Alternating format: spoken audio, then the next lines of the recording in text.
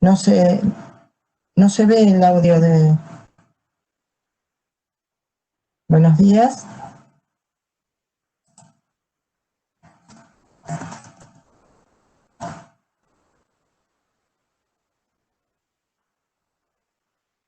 Hola.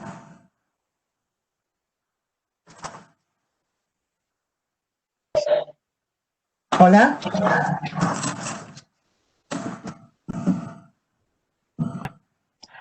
Buenos días, Laura. Buenos días, ¿cómo está Silvana? ¿Cómo estás? Buenos días a todos. Buen día. Días. Hoy en un nuevo día de encuentro de bibliotecarios de Tierra del Fuego.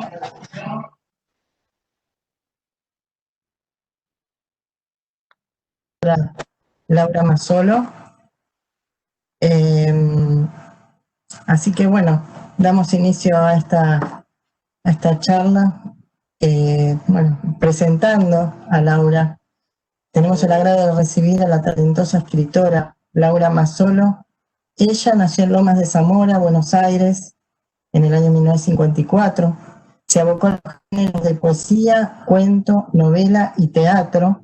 Su pasión por las letras la llevó además al dictado de cursos y talleres sobre narrativa, tanto en Argentina como en otros lugares del mundo. Por tal motivo, ha sido invitada a Chicago por la Universidad de Northern Islands, a Venezuela a la Sexta Feria Internacional del Libro, a Colombia, donde por 4 años consecutivos colaboró con la Red Nacional de Talleres Literarios del Ministerio de Cultura, dictando cursos y conversaciones en varias ciudades del citado país. Sus obras fueron publicadas en España, Brasil, México, Perú, Colombia, Estados Unidos, Francia y Austria. A lo largo de su obra se ve una narradora de espléndida prosa.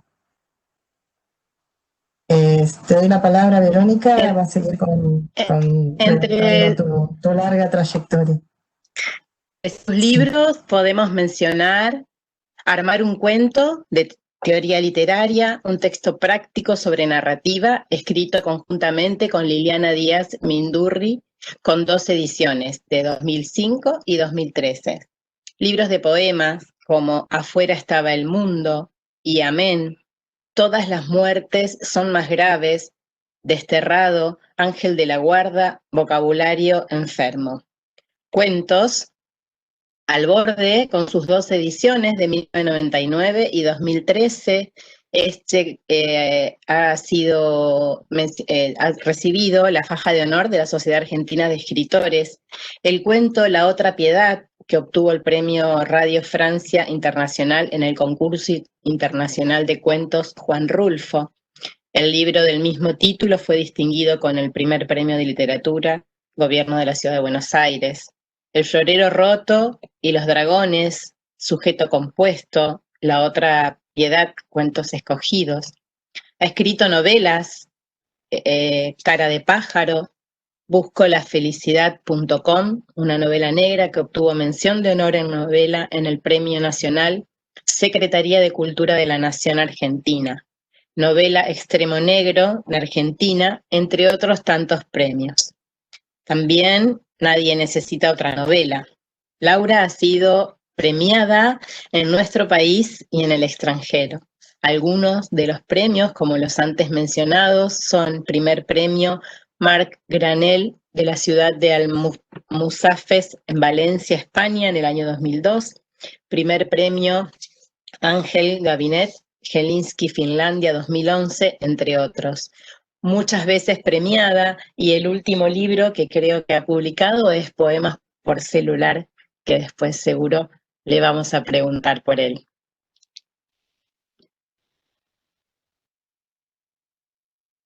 Activa el micrófono, Silvana.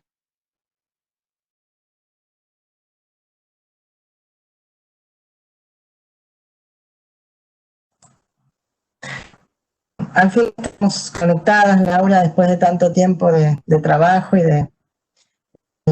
cuando me comuniqué con ella nunca dudó al haber sido convocada, fue inmediata su respuesta, dijo que sí, y bueno, ahí fue un trayecto donde estuvimos conectadas para lograr este día.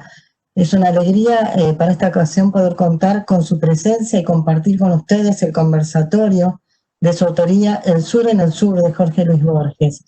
Gracias por haber aceptado estar con nosotros. Le damos la palabra a Laura. Adelante, escuchamos con un gran placer. Hola, buenos días. Bueno, yo muy contenta de estar en esta convocatoria, desde ya que acepté encantada, porque además estuve alguna vez en Río Grande dando charlas y bueno, allá hace mucho frío adentro, pero mucho frío afuera, pero mucho calor adentro, y son cosas que uno no se olvida, así que me alegra volver, aunque sea de manera virtual, a estar en contacto. Muchas gracias a quienes organizan este evento, y bueno, vamos a contar un poco de qué voy a charlar, que está en la primera diapositiva, está el título, pero no importa, lo podemos... esto se llama El Sur en el Sur, Jorge Luis Borges. Y bueno, paradójicamente voy a hablar de mí, y ustedes dirán, ¿qué tiene que ver esta mujer con Borges? ¿Cómo se atreve a hablar de ella, de su vida, de su persona, cuando estamos hablando del gran Borges? Pero ese Borges que nos parece tan lejano, tan inaccesible, tan difícil, que da tanto miedo abordarlo y leerlo, de pronto a mí, por algunas circunstancias, se me volvió cercano. Cercano, como transitando partes de mi vida, y es lo que les quiero contar. Les voy a hablar de mi infancia. Yo nací en una casa quinta enorme. La casa principal era la casa de mis abuelos, pero sus únicas hijas, mi madre y mi tía, construyeron sus viviendas cuando se casaron alrededor de la casa madre. Entonces yo viví en un lugar de sueños, con una familia enorme, lleno de pinos, de araucarias, de frutales, de animales, de gallinas, de cerdos, de todo lo que se puedan imaginar, y caballos. Había tareas para las mujeres y para los hombres en la casa, porque éramos muchos, éramos un familión. Además vivía con nosotros mi bisabuelo, que vivió hasta los 100 años, un personaje del que alguna vez tendré que contarles también. Y había también entretenimientos para las mujeres y entretenimientos para los hombres. Los entretenimientos para las mujeres, curiosamente, en mi casa, consistían en la lectura de poemas. Nos reuníamos alrededor del mate o del café y las mujeres leíamos poemas. Yo, por supuesto, estaba ahí metida permanentemente. Y los entretenimientos de los hombres eran, en el caso de mi padre, los motores, y en el caso de mi tío, los caballos. Y yo también estaba ahí metida, por supuesto, y me ligué más de una patada de caballo y más de algún pelotazo de fútbol. Pero bueno, tuve una infancia hermosísima, y a veces pienso que devine en escritora a raíz de todo eso fantástico que me tocó vivir. Los caballos, como mi tío tenía que trabajar, tenían cuidadores. Esos cuidadores ingresaban por el fondo de la quinta hacia los boxes, no tenían contacto con las señoras de la familia porque eran hombres rudos, hoscos, serios. Yo los recuerdo perfectamente de fajón, sombrero, poncho, y recuerdo cómo se llamaban, por supuesto, y ahora se los voy a contar. Y mi tío era muy amigo de ellos, y para mi tío eran de gran confianza, hasta que ocurrió algo bastante desagradable. A mí, con el fin de que aprendiera a montar, cuando tenía 7, 8 años, me habían regalado una yegua. O bien me dijeron que la yegua era mía, y yo siempre creí que la yegua era mía. De pronto, un día, esa yegua desapareció. Se la habían robado. Por supuesto, como correspondía a una niña, abrí la boca así grande, llorando y llorando porque quería recuperar mi yegua. Y en efecto, a los 3 días, uno de estos cuidadores apareció de nuevo con la yegua. La habían rescatado de no sé qué red de robos de caballos. Bueno, fue enorme mi alegría al ver que mi yegua regresaba, pero esa alegría duró muy poquito, porque ni bien la monté, la yegua me tiró mal, de una manera muy violenta, terrible, me caí mal, me podría haber matado, así que fue un susto terrible para toda la familia. No me pasó nada, pero llegamos a la conclusión de que no nos habían devuelto la misma yegua, porque mi yegua era mansa, hubiera sido incapaz de tirarme, y esta me había tirado. Entonces, observando ciertas marcas, comprendimos que los cuidadores, que evidentemente integraban esta red de cuatrerismo, habían conseguido una yegua igual y la habían suplantado. Así que bueno, fue un conflicto bastante desagradable en la familia, pero olvidable también, como tantas cosas lamentablemente se olvidan de la infancia, pero de eso me acuerdo muy bien. Un día, más adelante, con esta tendencia a vivir leyendo y a leer todo lo que caía en mis manos, leo este poema de Jorge Luis Borges y ahora les voy a contar mi sorpresa. Se llama Milonga de los Hermanos. Dice, traiga cuentos la guitarra de cuando el fierro brillaba, cuentos de truco y de taba, de cuadreras y de copas, cuentos de la Costa Brava y el camino de las tropas. Venga una historia de ayer que apreciarán los más lerdos. El destino no hace acuerdos y nadie se lo reproche. Ya estoy viendo que esta noche vienen del sur los recuerdos. Veláis, señores, la historia de los hermanos Iberra. Ese nombre era el nombre de los cuidadores. Sigo el poema. Hombres de amor y de guerra, y en el peligro primero, la flor de los cuchilleros, y ahora los tapa tierra. Suelen al hombre perder la soberbia o la codicia, también el coraje envicia, a quien le da noche y día, era que el menor debía más muertes a la justicia. Cuando Juan Iberra vio que el menor lo aventajaba, la paciencia se le acaba y le fue tendiendo un lazo, le dio muerte de un balazo allá por la Costa Brava. Así, de manera fiel, conté la historia hasta el fin. Es la historia de Caín que sigue matando a Abel. Mis ojos así, porque Borges le había dedicado un poema nada menos que a estos señores que con tanta frecuencia estaban en mi casa.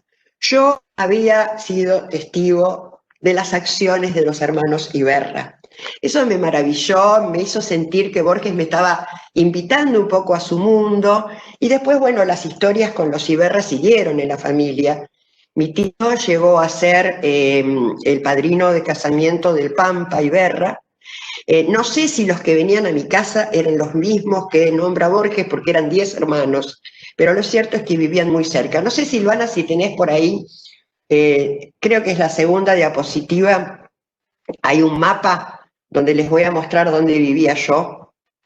Mientras la proyectás les cuento que lo encontré a los Iberra, encontré a un Iberra en el poema El Tango, en esta estrofa, y ese Iberra fatal de quien los santos se apiaden, que en un puente de la vía mató a su hermano el ñato, que debía más muertes que él, y así igualó los tantos. Una mitología de puñales lentamente se anula en el olvido.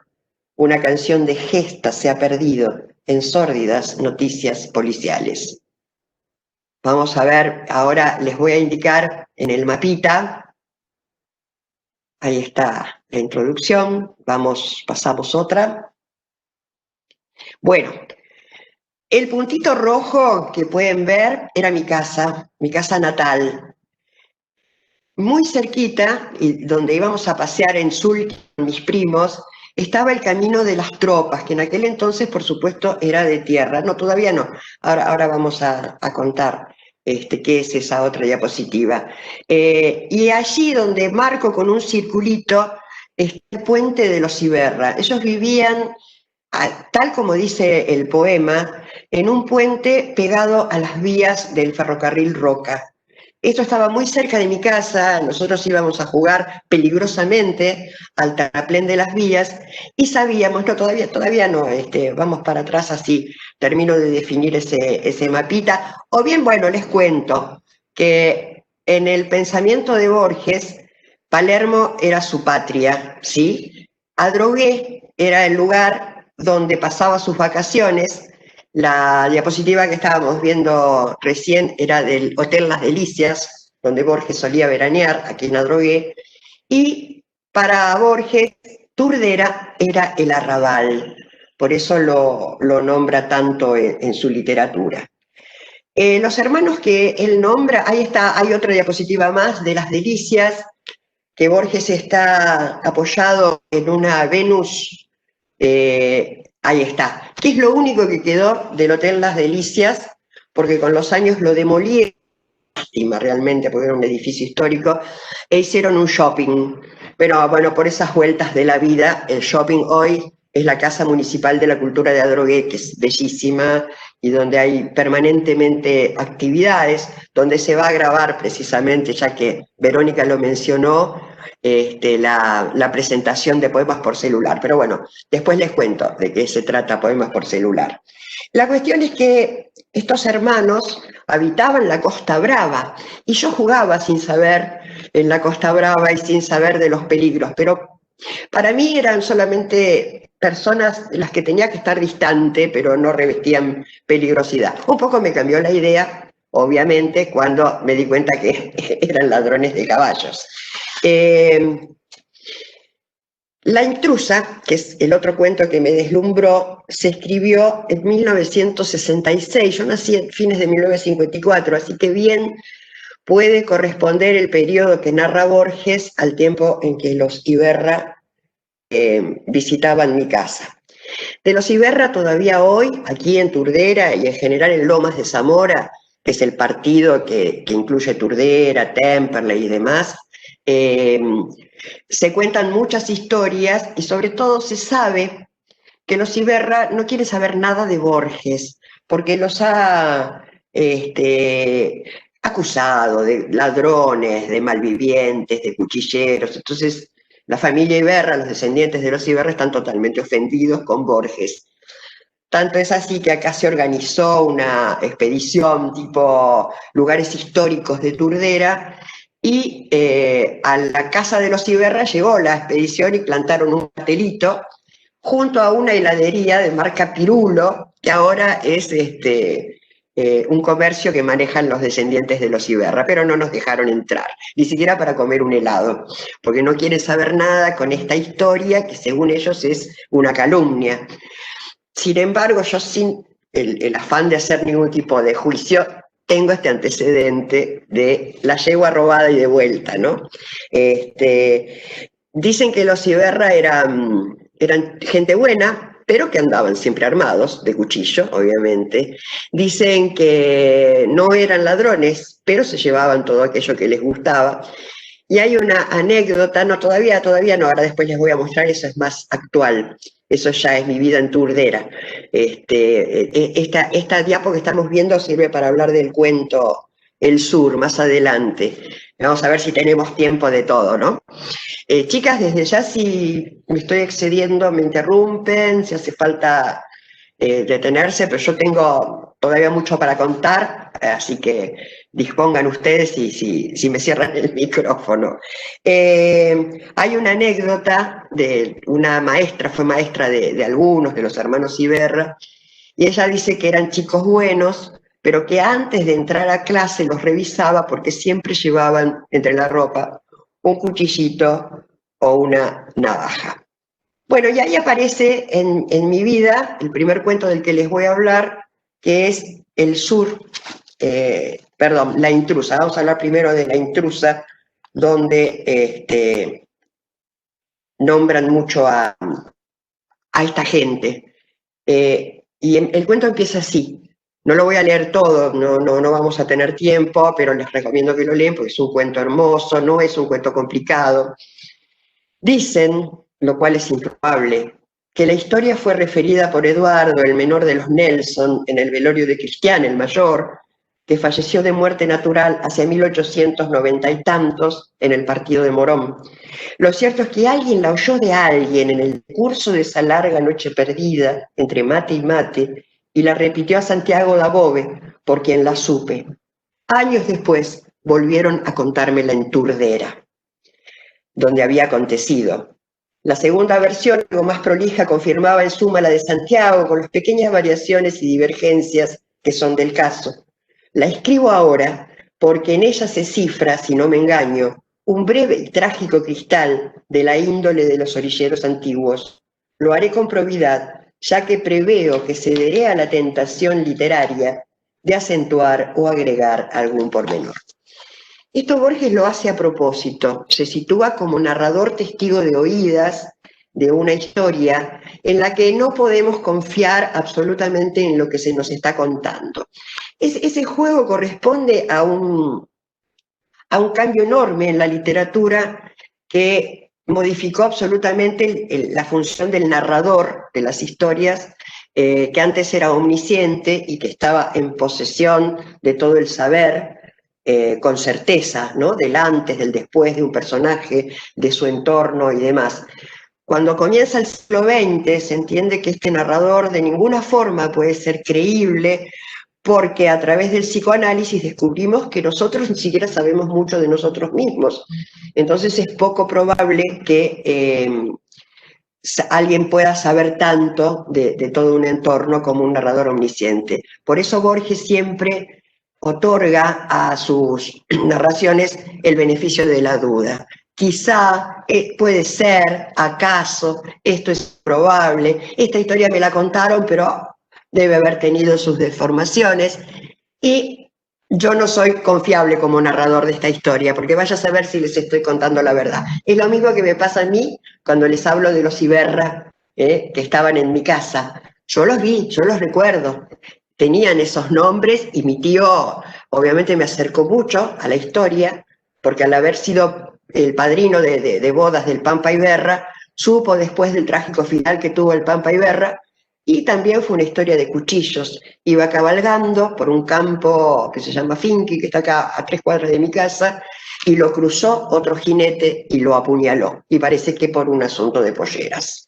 Así que sí, estos hombres eran de traer cuchillos. Bueno, el cuento de Borges habla de los hermanos Nelson o Nilsson, no Nielsen, va variando el nombre durante el cuento, pero es muy probable que se esté refiriendo a los mismos hermanos Iberra que se asesinaron, se mataron entre ellos, recreando el mito de Caín y Abel. Lo que quiso hacer Borges en este cuento fue resignificar ese mito, transformar el mito de la muerte entre los hermanos, para ir, ahora les voy a contar brevemente hacia dónde. En una parte dice: el barrio les temía a los colorados, no es imposible que debieran alguna muerte. Hombro a hombro pelearon una vez a la policía. Se dice que el menor tuvo un altercado con Juan Iberra, en el que no llegó la peor parte, lo cual, según los entendidos, es mucho. Otra vez Borges, aunque haya puesto otros personajes, tal vez ficcionales, vuelve a nombrar a los Iberra, porque evidentemente esos personajes lo habían alucinado, ¿no es cierto? Después habla de los comportamientos de estos hermanos, ¿no? Como que no eran muy serios en sus comportamientos, hasta que uno de ellos, Cristian, se enamora de una mujer y la trae a vivir con ambos. Ahí empieza el conflicto, porque Eduardo, el otro hermano de los Nielsen, también se enamora de esta mujer que se llama la Juliana. Y empiezan los altercados, empiezan los problemas, incluso consienten en compartirlo. Comparten esa mujer desvalorizada, obviamente, pero que es bonita y que un poco les sirve de sirvienta a ambos, pero la comparten sexualmente. Esto genera ciertos roces entre los hermanos, discuten por otras cosas, cuando en realidad están discutiendo una cuestión de celos, hasta que deciden llevarla a un prostíbulo y dejarla en el prostíbulo. Mientras tanto, cito un párrafo que dice: una tarde en la Plaza de Lomas, Eduardo se cruzó con Juan Iberra, que lo felicitó por ese primor que se había agenciado. Fue entonces, creo, que Eduardo lo injurió. Nadie delante de él iba a hacer burla de Cristian. O sea, ahí se empieza a solidificar la relación entre los hermanos. La cuestión es que han llevado a la Juliana a un prostíbulo en Morón, y la visitan ocultándose uno del otro, hasta que, bueno, encuentran el caballo de uno. Cuando llega ya está el otro instalado en el prostíbulo, y deciden volvérsela a llevar con ellos. Habló con la patrona, sacó un montón de monedas del tirador y se las llevaron. Esto lo hizo Eduardo. La Juliana iba con Cristian.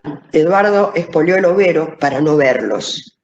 volvieron a lo que ya se ha dicho a compartirla. La infame solución había fracasado. Los dos habían cedido a la tentación de hacer trampa. O sea, no tenía solución el problema con los hermanos.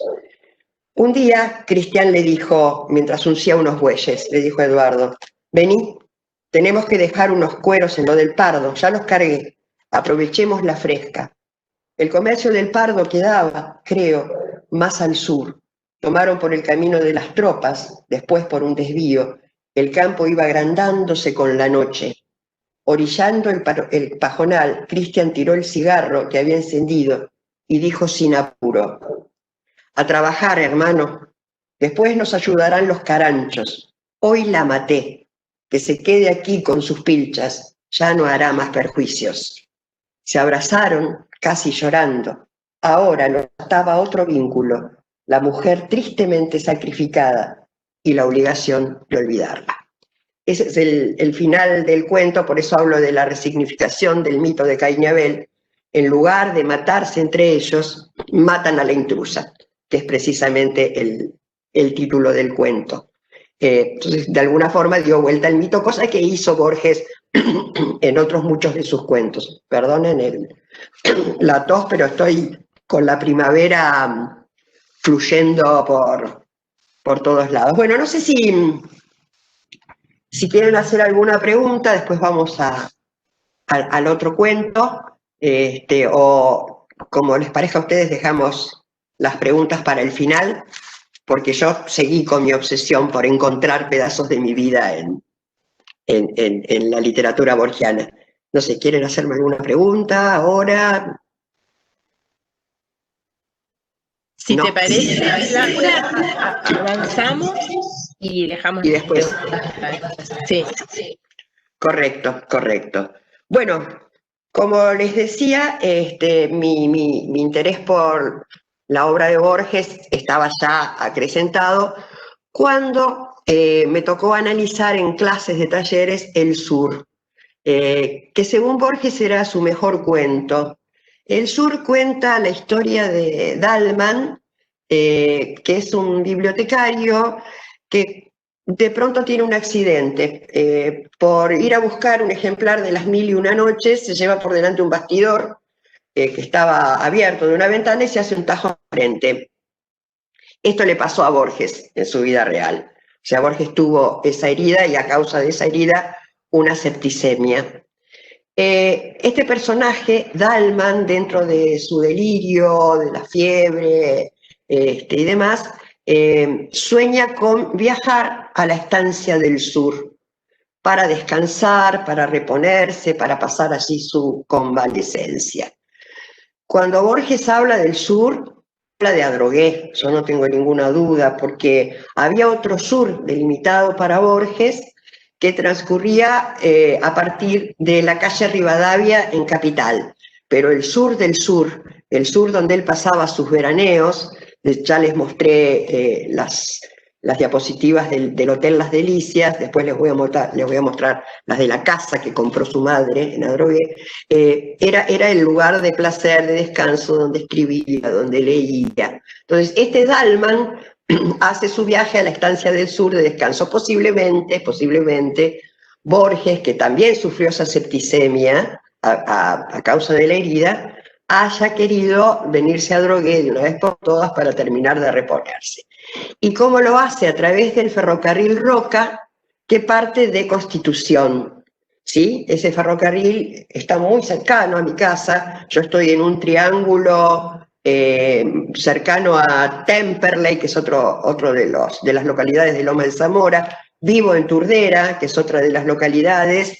Esto corresponde todo al mismo partido, pero a una cuadra tengo el límite con el partido de Almirante Brown, cuya ciudad cabecera es Adrogué, y donde desarrollé toda mi actividad como tallerista. Así que soy un poco de Turdera, un poco de Adrogué. Yo estoy metida en todos, como estaba metida en la lectura de los poemas, como estaba metida en el mundo de los caballos, también vivo entre Adrogué, que tiene un enorme patrimonio histórico alrededor de Borges, por el hecho de que Borges pasó mucho tiempo de su vida allí.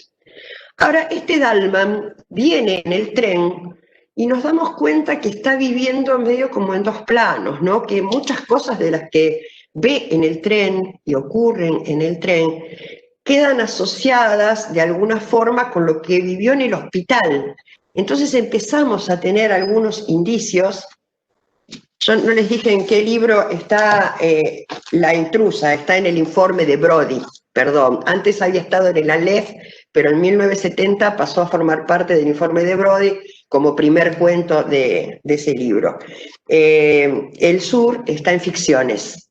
Yo los tengo un poquito ya desarmados los libros, pero es hermoso tener libros que se rompen de tanto leerlos, ¿no?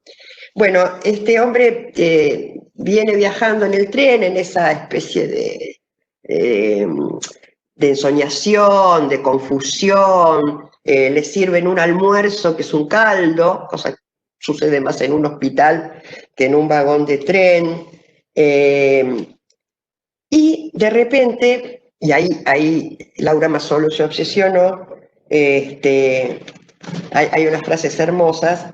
De pronto ese tren se detiene. El tren laboriosamente se detuvo, casi en medio del campo. Estamos hablando de mediados del siglo pasado, ¿sí?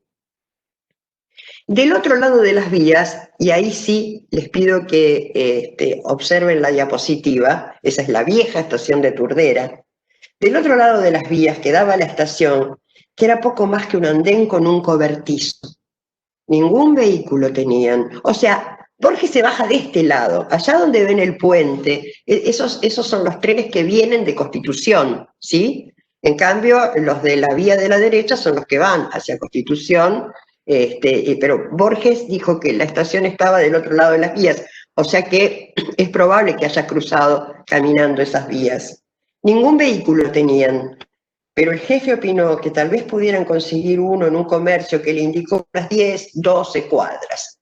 Dalman aceptó la caminata como una pequeña aventura. Ya se había hundido el sol, pero un esplendor final exaltaba la viva y silenciosa llanura antes de que la borrara la noche. Menos para no fatigarse que para hacer durar esas cosas, Dalman caminaba despacio, aspirando con grave felicidad el olor del trébol.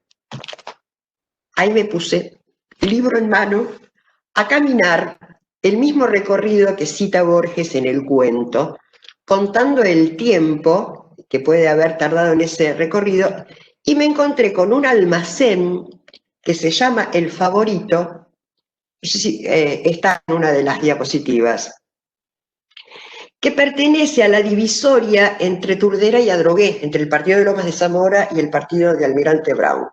Según lo que describe Borges en el resto del cuento, a mí no me cupo ninguna duda que Borges había llegado a ese almacén. Y la descripción del almacén dice: en la ochava del almacén y en el lateral que da a la divisoria había un despacho de bebidas y tenía mostradores largos de estaño y mesitas. Dalman se sienta en una mesita y luego es molestado por unos gauchos pendencieros con los que finalmente se ve obligado a reaccionar. Le entregan una daga, que nunca Dalman había tenido un puñal en su mano, salvo por antiguos daguerrotipos, y sale a batirse en duelo con uno de esos gauchos. Lo obsesionaban los gauchos malos y cuchilleros. Ahora, acá les muestro en el mapita, el circulito rojo es la casa donde vivo ahora, y la flechita negra de abajo a la izquierda es la estación de Turdera, ¿sí? Yo caminé desde la estación de Turdera hasta donde está la otra flechita negra, donde está el almacén El Favorito. No tengo ninguna duda de que ese fue el recorrido que hizo Borges. Pero resulta que instalé con esto, y salgo de vez en cuando en los diarios, una controversia entre los dos partidos, porque hay gente del partido de Almirante Brown que opina que Borges caminó, si podemos pasar las diapositivas de los dos lugares, hasta un almacén que hoy se llama Santa Rita. Este es El Favorito actualmente y esta es la Santa Rita de entonces. Santa Rita, de entonces, no tenía las mismas características de pulpería que describe Borges en el cuento. Eso me ayudó con más fuerza a instalar la controversia. Y bueno, hay una pelea instalada, hace poquito salió en los diarios locales una nota mía, y ya había escrito lo mismo en un libro que habla sobre la historia de Turdera, pero bueno, no se termina de definir la historia. Esto que les estoy contando no tiene por qué ser verdad, no tengo por qué ser una narradora creíble, pero yo pienso que Borges llegó al favorito que pertenece más a Turdera que a Drogué. En realidad pertenece un poco a Drogué porque está en la otra vereda de la calle que divide los partidos, pero tiene olor a Turdera, tiene el aire de Turdera. El Almacén Santa Rita hoy es un restaurante muy prestigioso, de mucho estilo, que atiende solamente 2 días a la semana, y hay que pedir turno con muchísima anticipación, reserva, mejor dicho, no turno. Y al que viene Joan Manuel Serrat a comer, que está en Buenos Aires.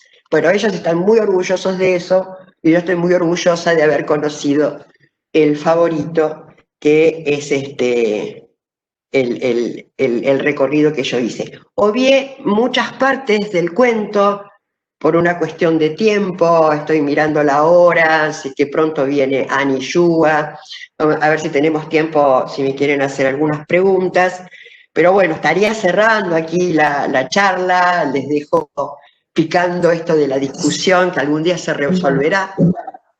Sí. Ahí La verdad es muy pasar.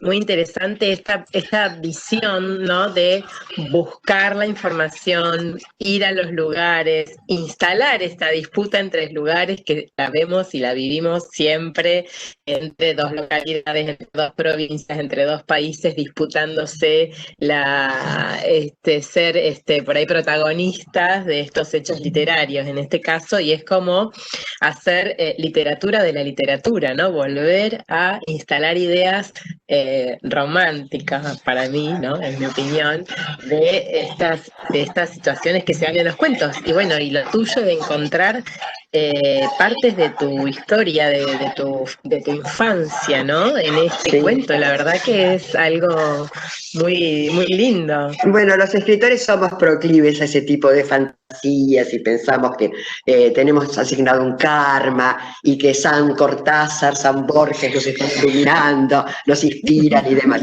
Ahí les mostraba en la diapositiva anterior la casa que Leonora Acevedo, la madre de Borges, adquirió en Adrogué, que ahora es la Casa Borges, que es un lugar hermosísimo, donde se recrea toda la historia de Borges. Pasamos otra diapositiva. No sé si lo puedo hacer yo. No lo puedo hacer yo. A ver. No. Silvana, pasamos a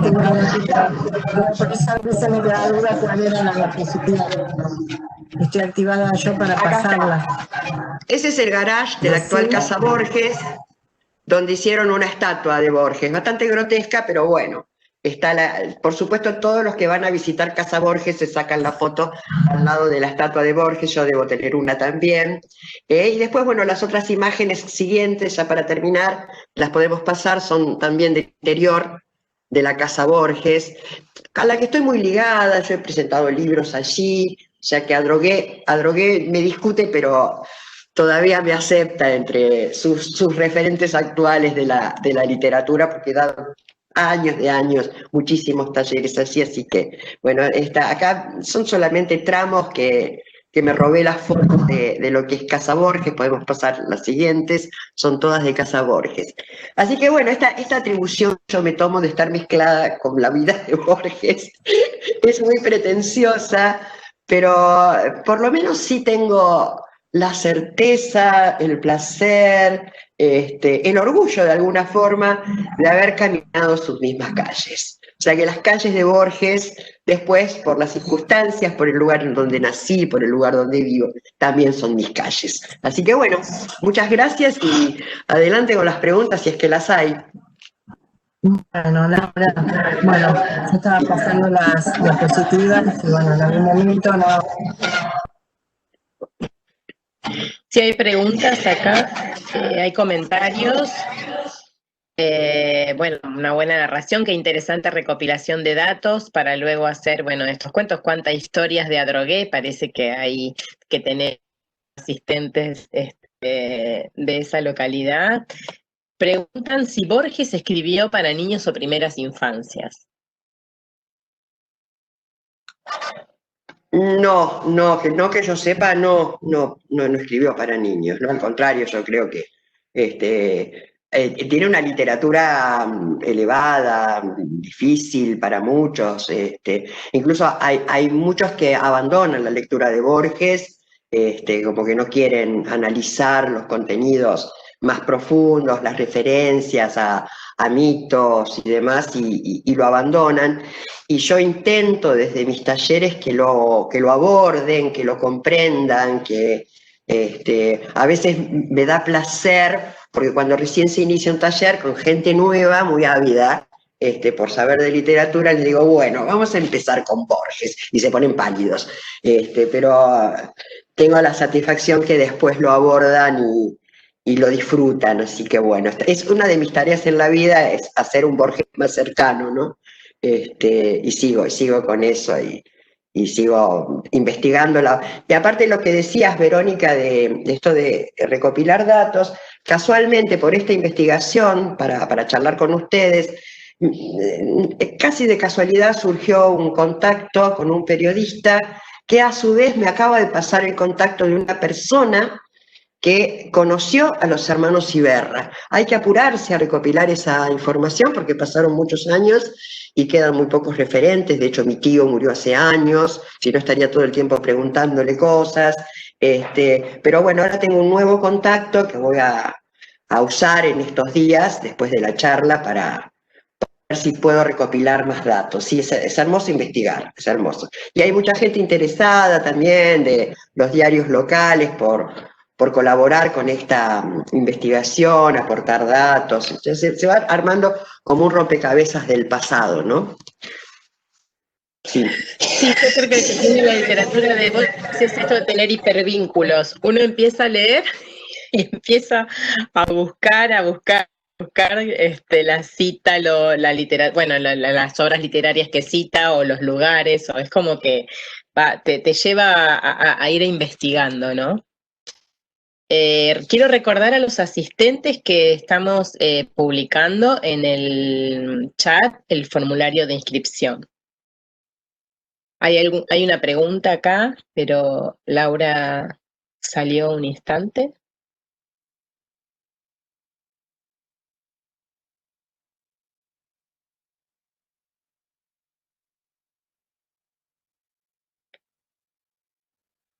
Me parece que se fue Laura, ¿no?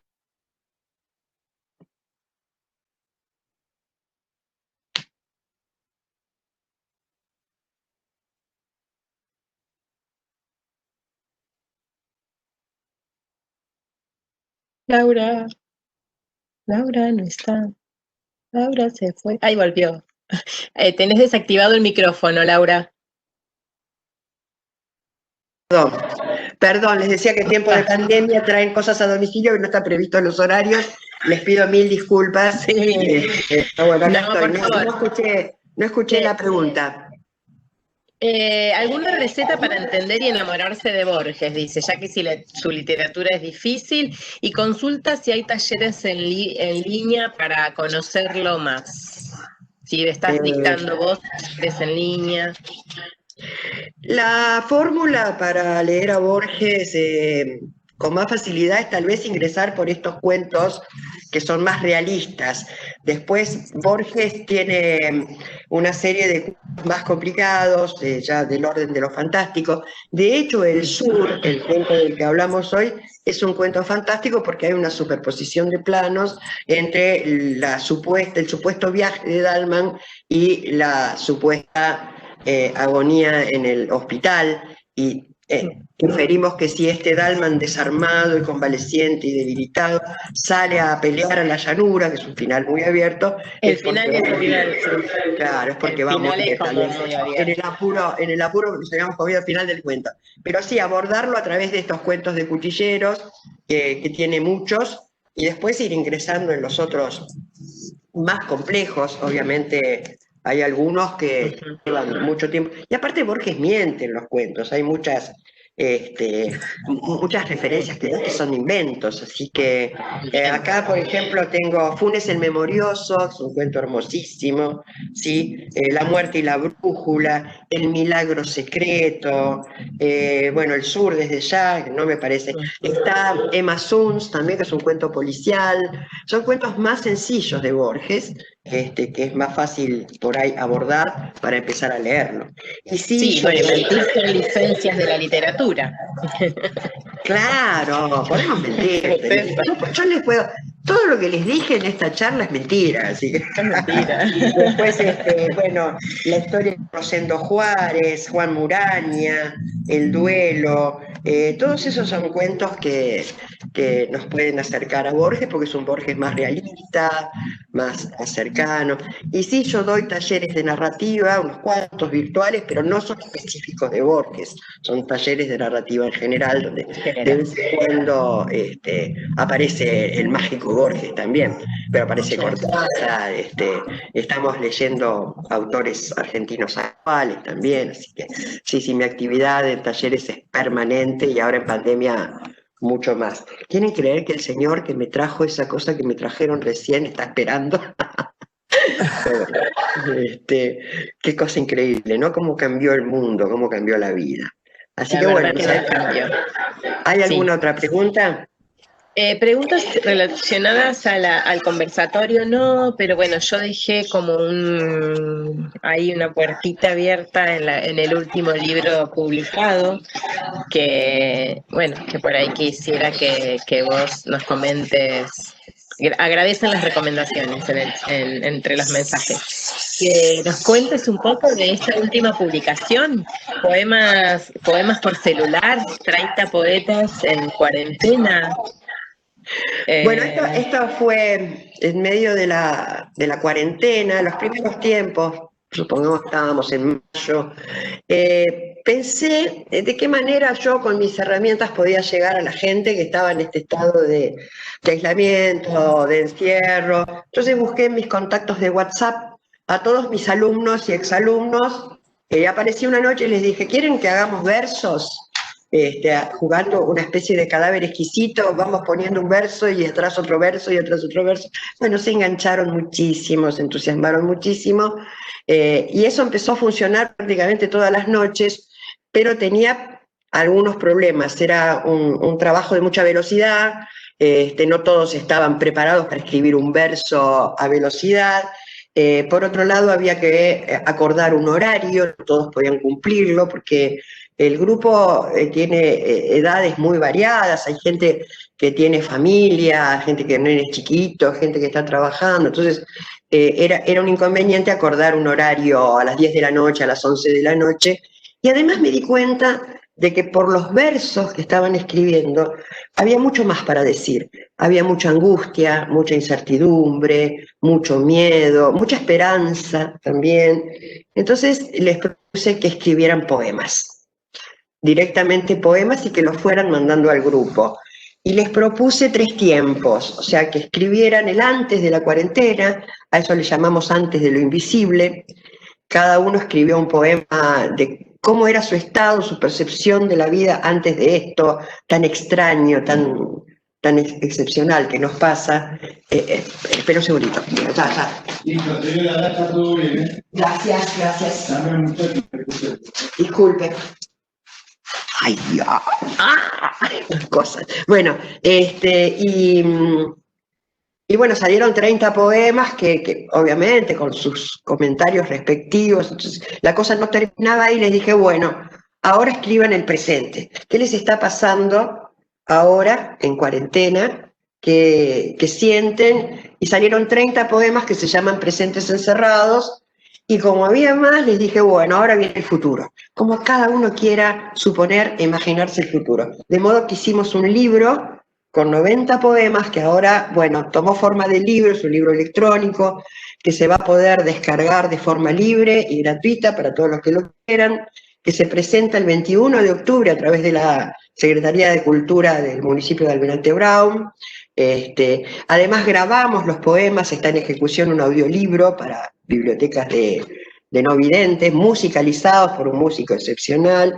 Así que bueno, hicimos un trabajo en conjunto muy lindo, muy completo, de muchos lazos, de estar pasando una circunstancia muy difícil de la mejor manera posible, que es creando, pasándonos con letras. Ese es Poemas por Celular. Hermosa propuesta, porque bueno, lo podemos adquirir en formato electrónico al libro y seguramente, bueno, es muy reciente y algo que nos toca a todos, porque esto que te acaba de ocurrir a vos es la nueva forma de transitar esta virtualidad, ¿sí? Que tu trabajo por un lado, tiene todo lo bueno de que se puede hacer extensivo a todo el país, que hay personas que quizás hoy no podrían estar disfrutando de este encuentro que hacemos ya hace 4 años acá en Tierra del Fuego, en Ushuaia, y hoy lo podemos brindar a los colegas de todo el país y del mundo, porque hay personas de todos lados que nos están viendo, y tiene esto otro que la intimidad de la casa, del hogar, de nuestra familia, bueno, se ve reflejado o nuestro trabajo se ve interrumpido por esta cotidianeidad, ¿no? Sí, bueno, ya les vamos a contar, les vamos a pasar el link de invitación para la presentación, que es un jueves o un miércoles a las 6 de la tarde, y además, bueno, vamos a pasar en breve el link por las redes de la descarga del libro, que está en proceso, están ensayando, bueno, está haciéndolo la gente que sabe. Yo en esas circunstancias me corro un poco, ¿no? Porque hay mucha gente joven que sabe, así que están trabajando intensamente para que ya en breve puedan descargar el libro todos los que lo quieran. Así que bueno. Buenísimo. Bueno, Laura, yo te agradezco por mi parte. Recuerdo a los participantes completar el formulario. Te agradezco inmensamente este conversatorio. Le voy a ceder la palabra a Silvana para que ella haga su saludo y su despedida. Muchísimas gracias, Laura, por esta oportunidad. Encantadísima, Verónica.